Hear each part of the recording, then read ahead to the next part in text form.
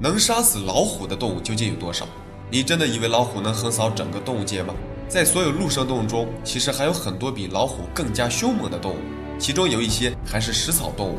它们低调地生活在地球上，很少向人们展露出其凶狠的一面。可能是由于它们吃草不吃肉的原因，多数人都忽略掉了它们的真实战斗力。其实它们的凶猛程度毫不逊色于狮虎，甚至远在狮虎这种大型猛兽之上。对于我们人类来说，它们跟狮虎一样，对我们人类都有致命的威胁。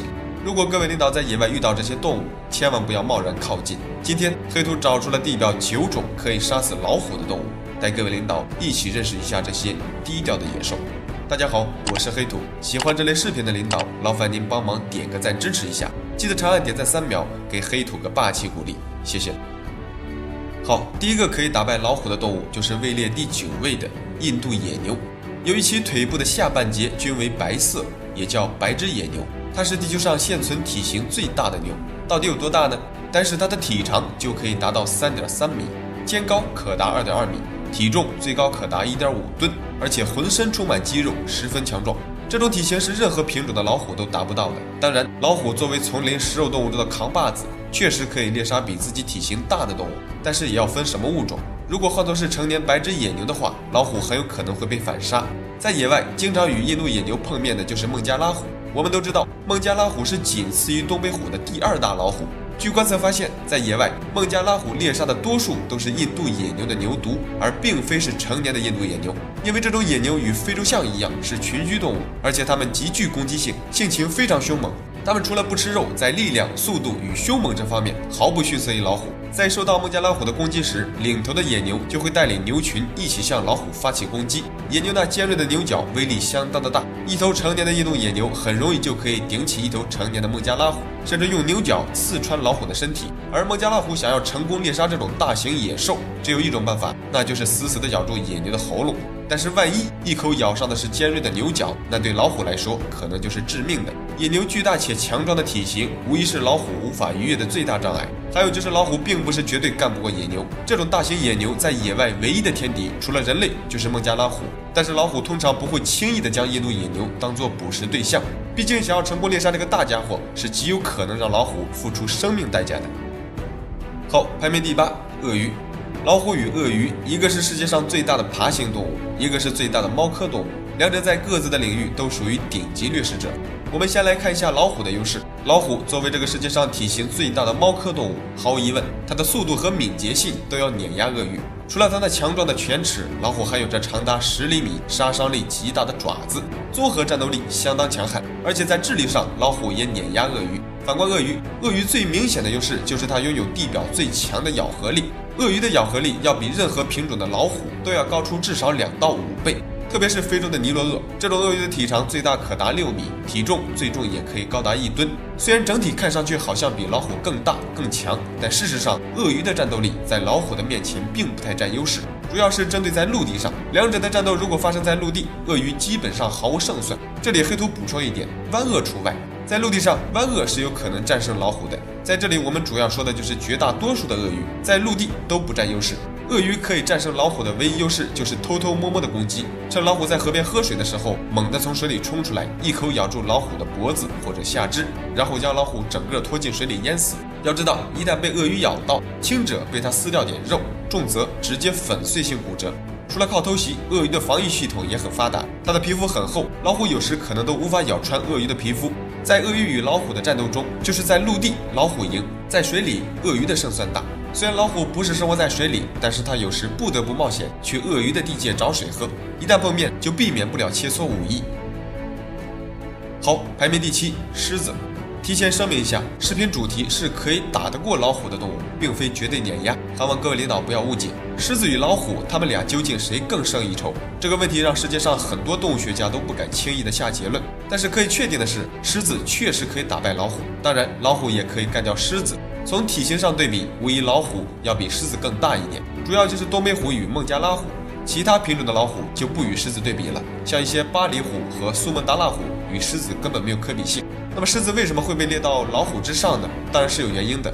最主要的就是狮子是群居动物，而老虎是独自行动。两者在野外碰到，大多数都是狮子碾压老虎，这一点毋庸置疑。毕竟两者体型相差不大，而且凶猛程度也不相上下。1对1单挑的情况下，老虎有胜算，但是真要让老虎遇到狮群，那么老虎基本毫无还手的余地。再从两者的栖息环境对比，非洲狮生活在处处充满危险的非洲草原，这里有大象、河马、尼罗鳄，还有臭名昭著的猎狗。反观老虎，就拿体型最大的东北虎来说，他们面临的对手最多也就是个大棕熊，基本上没有太大的压力，生活上比较安逸。而非洲狮就不一样了，他们每天都要带领狮群寻找食物，时不时还要挑战大象、长颈鹿这些大型猛兽。其实真正的野生狮子的战斗力是非常强悍的，千万不要拿动物园里吃麻醉剂长大的狮子来定义野生狮子的战斗力。好，排名第6，豺，是不是挺意外？这家伙体型跟狗差不多，能干得过老虎。各位领导不要着急，听黑土慢慢道来。豺又名亚洲野犬，体长最大可达1.3米，体重50斤左右，属于群居动物。这个家伙的性情凶猛，胆子极大，凡是在野外遇到它们的动物，无论体型大小，无不畏惧豺群。它们的灵活性超过了狮子、老虎、熊跟狼这些大型野兽，原地跳跃可以跳到3米多远，行动敏捷，杀伤力极大。它们的咬合力将近500斤，在野外通常都是10到30只一起出行。任何被它们碰到的动物，无论是狮子、老虎，甚至是水牛，都有可能被它们猎杀。豺在攻击猎物的时候，会采取接力式、穷追不舍的集体围攻。它们拥有锐利的爪子跟牙齿，在追捕猎物的时候，会先把猎物团团围住，然后前后左右一起发起攻击。先抓下猎物的眼睛，然后再一点一点撕咬猎物的耳朵、鼻子、皮肤，或者直接对猎物的肛门发起攻击，连抓带咬，将猎物的肠子掏出，特别的凶猛。在老虎与豺的对决中，多数都是老虎战败。在印度曾多次发生孟加拉虎与豺群血战，结果都是老虎被豺群咬死，通常都是老虎在咬伤或者咬死几只豺之后，精疲力尽，无法挣脱豺群的围攻，最后被豺群活活咬死的，非常凶猛。他们的优势其实并不来自数量，最重要的一点就是他们的胆子，无论对方有多厉害，总之狭路相逢勇者胜，见面就是干你，不死不罢休，非常勇猛。好，排名第5，豪猪。这是一种浑身长满刺的动物，它虽然叫豪猪，但是除了名字跟猪有关系，其他的跟猪没有一点关系。豪猪是一种大型啮齿类动物，跟松鼠比较接近，但是豪猪属于单独的豪猪科。豪猪的体长可达70厘米以上，体重20到30斤左右，整体看上去并不是很大，但是它要将它背部那些刺竖起来，看上去就比较吓人了。每次当豪猪受到威胁时，它们就会迅速将身上大约半米长的刺竖立起来，并不停地抖动，发出刷刷的声音来提醒对方。如果对方贸然向豪猪发起攻击，结果就是被豪猪身上的刺扎伤，最终导致皮肉溃烂，甚至眼睛失明。像一些大型猛兽在十分饥饿的情况下，它们有时也会选择主动攻击豪猪，但往往下场都很惨，因为豪猪的刺上有倒钩，这些刺一旦刺入动物的皮肤里，就很难拔掉，最终的结果就是只能等着伤口感染发炎，甚至死亡。所以老虎在一般情况下是不会选择贸然攻击豪猪的，除非饿得不行了，才不得不冒死一搏。好，排名第4，野猪。没错，各位领导可能很难相信，野猪也具备杀死老虎的条件。不过这种情况极其罕见，大多数情况下都是老虎猎杀野猪，野猪反杀老虎的情况非常少。但是可以确定的是，野猪确实可以在某些时候将老虎干掉。野猪的全称叫欧亚野猪，它们的体长最大可达2米。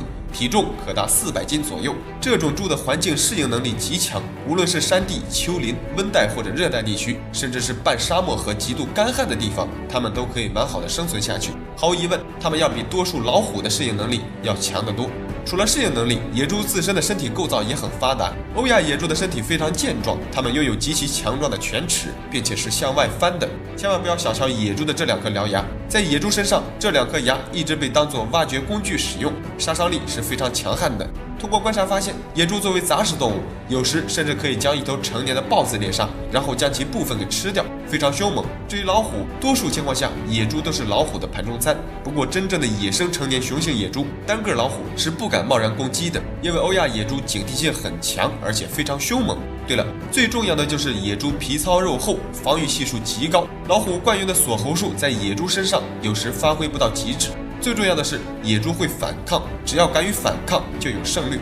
野猪一旦发起疯来，老虎很容易被拱伤，甚至是死亡。要知道，在野外，野猪对我们人类的危险指数是排在老虎与熊之上的。最后补充一下，野猪杀死老虎的情况占极少数，但是它确实有这个能力。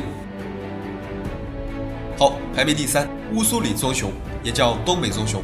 黑土之所以拿乌苏里棕熊来对比老虎，是因为在东北虎的栖息地内，同样也是乌苏里棕熊的出没区域，两者见面的机会会很高。像北极熊或者科迪亚克棕熊，咱们今天就不比较了，毕竟不是一个量级。乌苏里棕熊体长2米以上，体重最高可达1000斤以上。虽然在体型上乌苏里棕熊要比老虎更占优势，但是绝大多数情况下还是东北虎猎杀乌苏里棕熊的情况居多。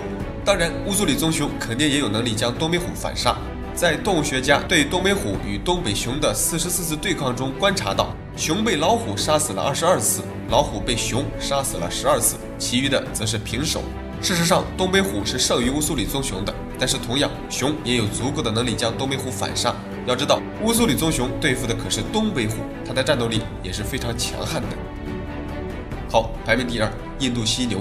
毋庸置疑，印度犀牛对战老虎毫无压力。印度犀牛体型庞大，体重超过了2吨，头体长度最高可达4米多。就算拿体型最大的东北虎与印度犀牛对比，也相差甚远。更何况，经常与印度犀牛碰面的是孟加拉虎，它的体型比东北虎还要偏小一点。犀牛的身上披着一层非常厚的铠甲，而且鼻子上还有一只杀伤力极大的犀牛角。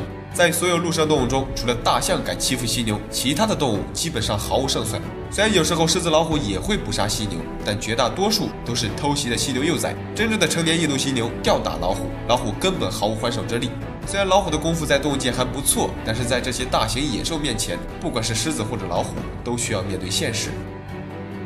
好，排名第1，亚洲象。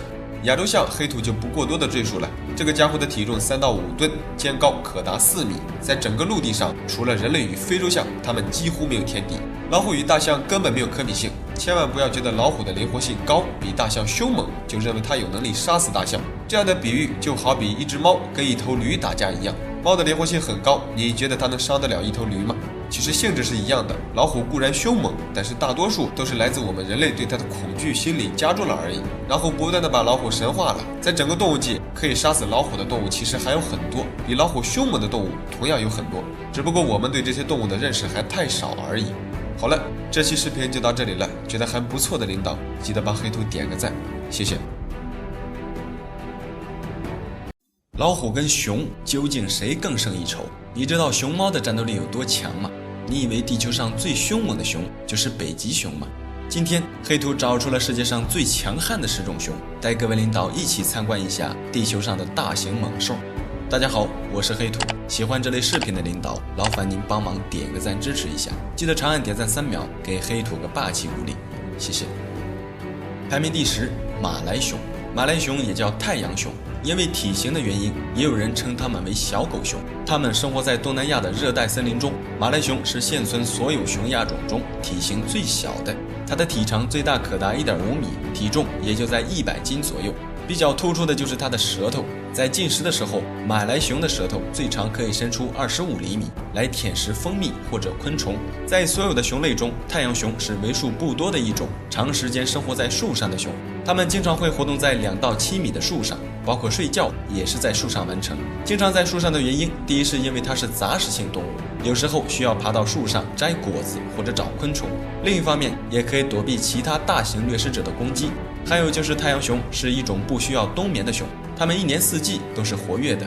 这些家伙虽然体型不大，但是异常凶猛。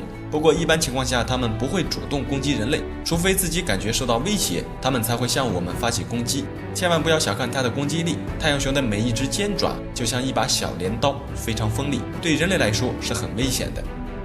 好，排名第9，喜马拉雅熊。它是喜马拉雅山脉体型最大的哺乳动物。喜马拉雅棕熊的体长最大可达2.2米，体重可达400斤。它的嗅觉非常灵敏，是猎犬的7倍。1公里开外，它就可以嗅到人类的气味。这个家伙看上去走得慢吞吞的，实际上它在追捕猎物的时候，速度也是相当的快。绝大多数的人类是跑不过它的。喜马拉雅熊的领地意识也很强，它们通常都是通过向树上留下自己的咬痕或者爪子痕迹来提醒其他动物这里是它的地盘。在喜马拉雅山附近，能与它抗衡的动物几乎没有，它算得上是当地的一霸。不过，这个家伙每年只会在外面活动半年的时间，其余的时间都在冬眠中度过。每到10月份，喜马拉雅熊就开始冬眠，一直持续到来年的4到5月才苏醒。冬眠之前，在秋天的时候，它们必须要吃掉大量的浆果和其他食物，来积累冬眠期间所需要的大量脂肪，之后便会选择一些寒风较弱的、日照时间较长的地方，多数都是大树洞或者岩石缝里。有时候它也会自己挖掘地洞，然后找一些树枝或者苔藓作为铺垫物。在冬眠期间，它的新陈代谢会减慢，大部分时间都在睡眠。不过一旦察觉到有危险，它们会立即醒来，随时准备发起攻击。好，排名第8，眼镜熊。之所以被称为眼镜熊，是因为它的眼睛周围有一圈白色或浅色的毛，远看上去像是戴上了一个眼镜。这个家伙生活在南美洲的安第斯山脉，也被称为安第斯熊。它的体长最大可达2米，雄性体重在400斤左右。在分类学上，眼镜熊是与大熊猫亲缘关系最近的熊，它也是南美洲唯一的熊种。眼镜熊以植物为主要食物，属于杂食动物，一只会吃300多种不同的植物，尤其是水果。眼镜熊在吃水果的同时，也在为森林生态发挥着重要的作用。当熊在野外四处游走时，它们吃的水果种子会随着粪便排出体外，将种子长距离传播，以便在整个森林中生长出新的果树。除了植物，它们有时候也会猎杀人类饲养的牲畜，偷吃人类种的玉米，尤其是偷吃玉米。眼镜熊在南美经常会因为偷吃玉米被当地的农民猎杀。这种熊在野外除了美洲狮、美洲豹，几乎没有天敌，它最大的天敌就是人类。虽然当地已经提出了对眼镜熊的保护措施，但依然挡不住偷猎者的捕杀。至今为止，偷猎眼镜熊的问题一直持续存在，即使在保护区内也是如此。好，排名第7，懒熊。它们活动在印度和孟加拉国。这种熊最明显的特征就是嘴巴，它的下唇和上颚很长。这种熊的体型中等，体长在2米左右，体重将近300斤。显然，它没有上面的眼镜熊与喜马拉雅熊的体型大，但是懒熊要比它们更加凶猛。这种熊看上去行动缓慢且笨拙，但其实它们的脾气非常暴躁，特别是对人类。据人们研究发现，懒熊是现存最具攻击性的熊类之一，它们通常会无缘无故地攻击人类。一旦遭到懒熊的袭击，下场会非常的残忍。它们不会直接杀死受害者，而是会用嘴巴慢慢嚼碎受害者的四肢，直到变得血肉模糊，非常残忍。遭到懒熊攻击的人，即便是侥幸活了下来，大部分也会毁容，因为它会用它那长达10厘米的镰刀形爪子袭击我们的头部和脸部。一位英国的名为布兰福德的地质学家经过研究发现，对我们人类来说，他认为懒熊要比老虎更加危险。在懒熊的活动范围内，除了孟加拉虎可以碾压它，懒熊几乎没有对手。有时懒熊也可以杀死孟加拉虎，不过这种情况极其罕见。总之，这种熊对于我们人类来说是非常危险的，当然这也包括动物园里的懒熊。好，排名第6，亚洲黑熊，就是我们俗称的大狗熊，民间叫法黑瞎子。之所以叫黑瞎子，是因为这种熊的视觉非常的差，但是它的嗅觉和听觉特别灵敏，它可以听到300米开外的脚步声。这种熊的体长将近2米，体重可达400斤以上。身上最明显的特征就是它的胸部有明显的白色斑块。亚洲黑熊的活动范围特别的广泛，在我们国家的东北地区、四川和台湾省都有分布。亚洲黑熊通常都是夜间活动，而且经常会在夜晚出没在人类居住地附近。跟以上我们说过的那些熊相比，亚洲黑熊似乎并没有比它们强悍到哪里去。之所以把它列到前排，是因为黑瞎子对人类的危险程度相当大，它们距离人类很近，而且通常都是夜晚出没在人类居住地，对我们来说是非常危险的。好，排名第5，美洲黑熊。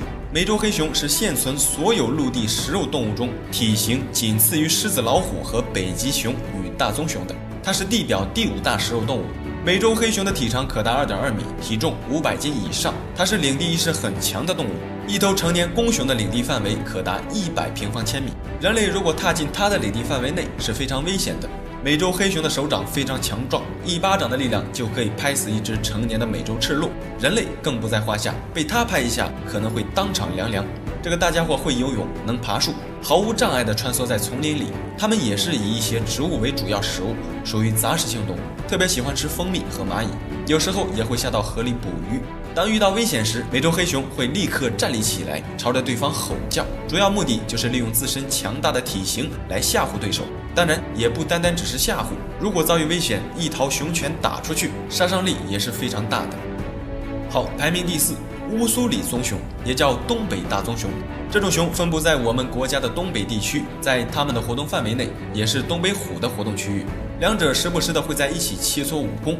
据观测发现，在乌苏里棕熊与东北虎的44次对抗中，其中熊被杀死了22次，东北虎被杀死了12次，其余的则是平手。毫无疑问，乌苏里棕熊绝对可以算得上是东北虎的一个强劲对手。这个家伙的体长2米以上，体重最高可达1000斤以上，通常情况下都在700斤左右。它们与老虎一样，一般都是单独行动，白天一整天几乎都在树林中寻找食物，食性复杂，主食依然是植物，偶尔也会捕杀鹿。对了，它与亚洲黑熊，也就是我们上面说的黑瞎子，都生活在同一片区域。东北虎猎杀的绝大多数的熊都是黑瞎子，并不是乌苏里棕熊。当然，东北虎也是完全有能力猎杀乌苏里棕熊的。不过，想要成功猎杀这个大家伙，老虎是需要付出极大的代价的，有时也可能会被反杀。好，排名第3，堪察加棕熊。它是小熊从出生到成熟需要4到6年的时间，在这期间，母熊会照顾小熊2到4年的时间。母熊为了抚养小熊，通常情况下每隔3到5年才会交配一次。这些雄性堪察加棕熊为了能让母熊尽早的进入交配阶段，公熊们就会找机会杀死这些母熊的。好，排名第2，科迪亚克棕熊。它是所有棕熊中体型最大的，体长可达2.8米，站立将近3.5米，体重最大可达1600斤。它们生活在科迪亚克岛，在那里除了人类，它们没有任何天敌。在它们生活的区域有大量充足的食物，使它们能够安心的长身体。科迪亚克熊的嗅觉极佳，视力也很好，它们的攻击力非常强悍。但是前爪的爪尖就能够长到15厘米长，粗壮的前臂破坏力极大，一掌拍下去就可以轻易的把一些中等粗细的树木拍断。它们是非常好斗的动物，特别是在争夺领地和食物的时候，山上的狼群跟山狮见到科迪亚克棕熊都是躲着走，因为它一掌就有可能把狼或者山狮拍死。如果有幸在野外遇到这种大棕熊，千万不要掉头就跑，一旦让它们注意到我们，那生命就进入了倒计时。如果距离足够远的话，要小心翼翼地退出它们的视线范围内。一般情况下，熊是不喜欢吃人类的，当然如果距离很近，那就要听天由命了。白鲸，有时候甚至体型庞大的海象也会成为北极熊的猎物。它们可以一头扎进冰冷的水里，将猎物拖到浮冰上。一般被北极熊攻击到的猎物很快就会死掉，比如说海豹，北极熊一口就可以咬碎海豹的头骨。它们可以嗅到冰下1米的气味，只要发现冰下有猎物，北极熊甚至可以一掌拍碎冰面，一头扎进去捕杀猎物，掌力非常惊人。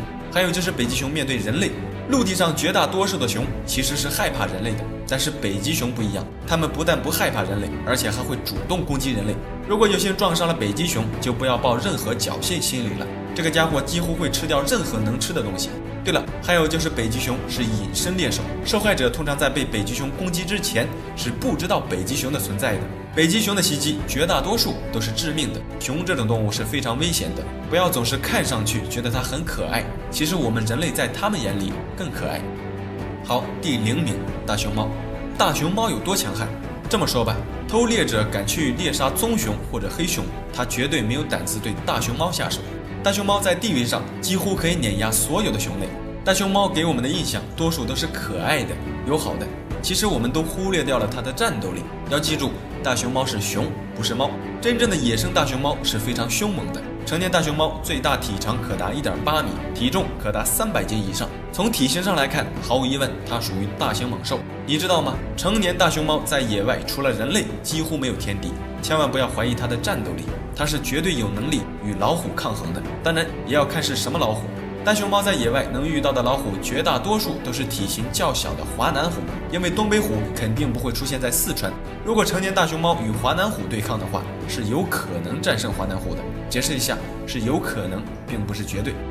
好了，这期视频就到这里了，觉得还不错的领导，记得帮黑兔点个赞，谢谢。你见过战斗力最强悍的豹子吗？你老虎却忽略了世界上第3大猫科动物豹子。由于狮虎的战斗力过于出色，才导致位列第3名的豹子经常被忽略。其实抛开体型优势，豹子的战斗力一点都不逊色于狮虎。今天黑兔找出了世界上战斗力最强悍的10种豹子，其中有些豹子的品种非常罕见，地球上90%的人这一生可能都不能亲眼看到它们。大家好，我是黑兔，喜欢这类视频的领导，劳烦您帮忙点个赞支持一下，记得长按点赞3秒，给黑兔个霸气鼓励，谢谢。排名第10，云豹。云豹是豹亚科体型最小的，它的腿非常强悍，特别是云豹的犬齿。云豹的犬齿是所有猫科动物中长度比例排名第1的，它的犬齿非常锋利，而且含有明显的血槽，看上去与已经灭绝的剑齿虎有些相似。也正是因为如此，也有人将它们称为小剑齿虎。云豹好，排名第9，斯里兰卡豹，它是豹下属中体型最小的。与云豹不同的是，云豹虽然比它还小，但是云豹是云豹属，而斯里兰卡豹属于豹属。斯里兰卡豹的体型也就比云豹稍微大那么一点，它的体长1.2米，体重可达100斤以上。斯里兰卡豹的栖息环境比较广，从平原到海拔3600米的高山都有分布，主要活动在山地森林、荒漠草原。它们通常都是夜间活动，直到天亮之后才会巢穴休息。它虽然是豹属中体型最小的一个，但是丝毫不会影响到它凶猛的性情。斯里兰卡豹的猎物主要是以山羊、狍子、鹿、野兔跟猴子为食，有时候也会去猎杀水牛，不过多数情况下它都会遭到水牛的虐待，毕竟体型不大，想要成功猎杀水牛可不是那么容易的。好，排名第8，猎豹。猎豹想必各位领导都比较熟悉了，它是陆生动物奔跑速度最快的，同样它可能也是世界上跑得最快的动物。反正目前为止还没有发现奔跑速度能超过猎豹的动物存在。成年猎豹的体长最大可达1.5米，体重100斤以上，肩高更是将近1米。跑的时候需要利用爪子牢牢地扣紧地面，为身体提供牵引力，防止打滑。久而久之，原本该是尖锐的利爪，经过长期的磨损，渐渐的就失去了原有的杀伤力。也就是说，猎豹的战斗力对比其他的豹子并不是那么出色。不过还请各位领导放心，即便猎豹的战斗力再不行，秒杀我们人类那也是分分钟的事儿。好，排名第7，黑豹。黑豹又称墨豹，在中国古代人们称它为玄豹。黑豹其实并不是独立的物种，它们是一种基因变异繁衍出的一种黑化的豹子。这种豹子极其罕见，大多数都分布在马来西亚南部的热带雨林中。我们国家的南方地区还有缅甸跟泰国，有时也会出现它们的身影。黑豹的体型中等，体长1米以上，体重达110斤以上。据动物学家分析，这种黑化的豹子捕猎成功率要比普通的斑点豹子更高，特别是夜间，它们大多数都选择在夜间捕猎。黑色的皮毛在夜晚就像是穿了一身夜行衣一样，能够让黑豹更好地隐藏自己。它们非常沉稳且谨慎，在夜晚，它们悄悄地穿梭在茂密的丛林中寻找猎物。猎物一旦靠近它们，黑豹就会迅速冲上去，利用前爪抓住猎物，然后用它有力的下颚死死地咬住猎物的脖子，从而杀死猎物，非常的凶猛。好，排名第6，雪豹。毋庸置疑，雪豹是颜值与实力并存的一个物种。它强悍的战斗力一度登上了雪山之王的称号。雪豹的体长1.3米，体重可达110斤以上。它们活动在高原地区，一般都栖息在海拔1000到6000米的高山上。海拔高度随着季节的不同，雪豹的栖息地也在随时变换。雪豹是一个孤独的猎手，它们通常都是独自行动。由于生活在高海拔地区，可供雪豹选择的猎物并不是太丰富。它们通常都是靠猎杀岩羊、兔子跟鼠类为食。有时候食物短缺，雪豹找不到可猎杀的猎物，就会跑到山下猎杀人类饲养的家禽。如果实在找不到可以吃的食物，它们有时候也会选择吃植物。不过千万不要以为它吃植物就忽略掉了它的战斗力。在网上有时候我们可以看到一些关于雪豹的视频，看上去它们温顺可爱，好像对人类很友好，但是真正的野生雪豹是非常凶猛的。大家千万不要忽略了它们的危险程度。要知道，雪豹的生存环境是非常荒凉的，动植物稀缺，贫瘠的环境下的动物通常都是具有攻击性的，因为它们如果性格温顺，就根本无法在那种环境下生存下去。好，排名第5，远东豹。远东豹还有一个名字，那就是东北豹。大多数人的目光都聚集在了东北虎的身上，却忽略了北方严寒地区仅次于东北虎的大型猫科动物东北豹。东北豹这个名字听起来可能有些陌生，但是它还有一个响遍大江南北的名字，就是我们中国俗称的土豹子。